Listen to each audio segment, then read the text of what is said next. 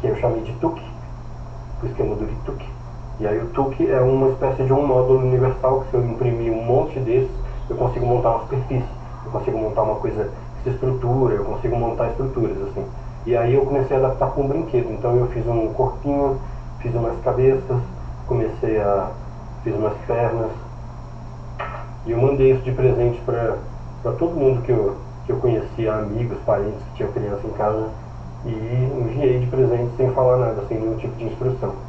E aí depois, esses amigos, parentes começaram a mandar fotos dos meus primos brincando com esses brinquedinhos. E aí agora, a fase mais recente do projeto foi que eu, dentro dessa proximidade, né, que os TUCs acabam tendo com sistemas biológicos, lembrando proteínas, eu comecei a pesquisar os fungos. Então, para mim tem tudo isso junto, assim. Essa obra é uma obra, é um processo, pode ser uma performance, pode virar uma escultura, pode ser um brinquedo.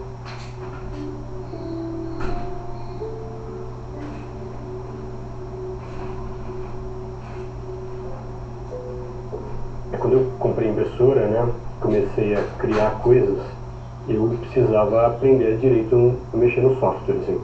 Então eu baixei esse programa que é o Blender, que é um programa de código aberto, e eu tenho essa ideia de fazer uns trabalhos meio simples, assim, sabe? Eu gosto da simplicidade. Eu gosto de você chegar numa coisa que a pessoa olha e consegue saber como ela foi feita.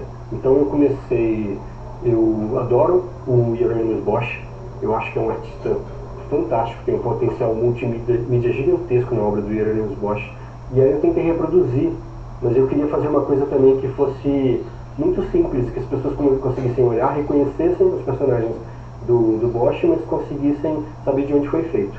Então esses Bosch Toys, eles são todos feitos a partir de operações booleanas, né, que a gente soma e subtrai sólidos geométricos, simples, deformando coisas muito básicas do Blender. E aí eu fui fazendo esses testes de ficar criando esses objetos e ficar tentando imprimir.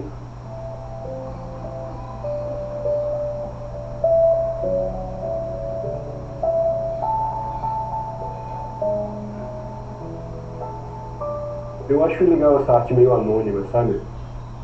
Eu acho legal a gente ter artes menos egóicas, menos corporificadas, sabe? Você não precisa ficar sabendo o nome da pessoa. Acho que a arte é um processo de transformação interna. Mais do que ser o culto de uma personalidade, como a gente tem, a arte acontece dentro da cabeça. Eu acho que qualquer pessoa pode se transformar em arte. A arte é um processo de observação poética do mundo que cria uma transformação interna da pessoa. E eu gosto de fazer arte anônima, urbana. Eu penso nessas intervenções como se fossem grafite.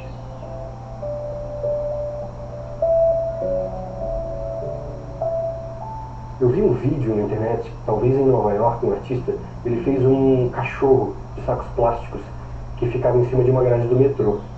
E aí ele ficava desfeito, assim, quando passava o metrô, aquele cachorro subia, assim.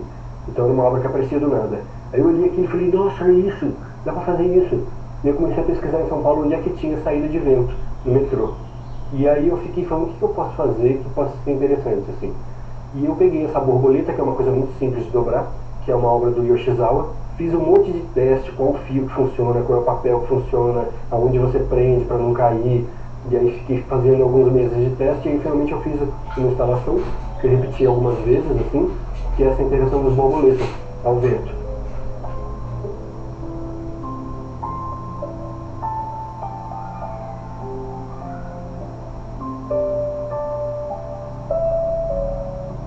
Essa questão do código aberto, né, e do software livre, para mim isso é muito importante porque está ligada à ideia de que o conhecimento ele é da humanidade, né? O conhecimento não devia ser patenteado, patenteável. O conhecimento, imagina se alguém tivesse patenteado o fogo, a técnica de fazer fogo, ou se alguém tivesse patenteado as letras do alfabeto. Então a ideia de você ter um conhecimento aberto, inclusive em processos tecnológicos, para mim é muito importante porque faz com que todo mundo tenha a possibilidade de aprender.